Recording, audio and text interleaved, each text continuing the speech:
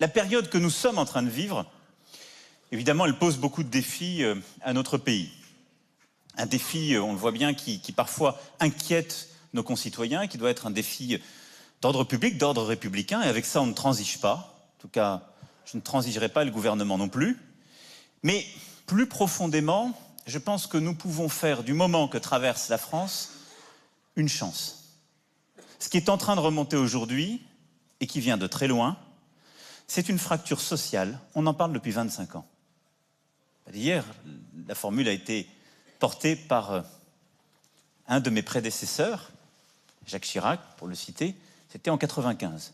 Une fracture territoriale qui n'a cessé de croître par des choix successifs, qui ont pu être des choix d'ailleurs de réorganisation administrative, territoriale, qui sont des choix aussi liés à l'évolution du monde dans lequel on vit, où les métropoles aspirent de plus en plus de richesses, où les choses sont en train de plus en plus de se regrouper.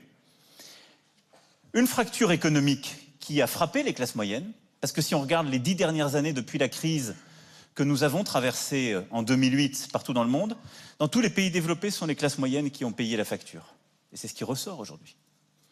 Et une fracture démocratique qui a sans doute vécu un moment important en 2005 en France, dont on n'a pas voulu tirer toutes les conséquences. Et c'est vrai que le nom sur lequel on est revenu a créé une forme de fracture démocratique qui remonte quand j'écoute ce que nous disent nos concitoyens aujourd'hui. Et donc toutes ces fractures, on les a devant nous, et d'un seul coup, les choses s'effritent.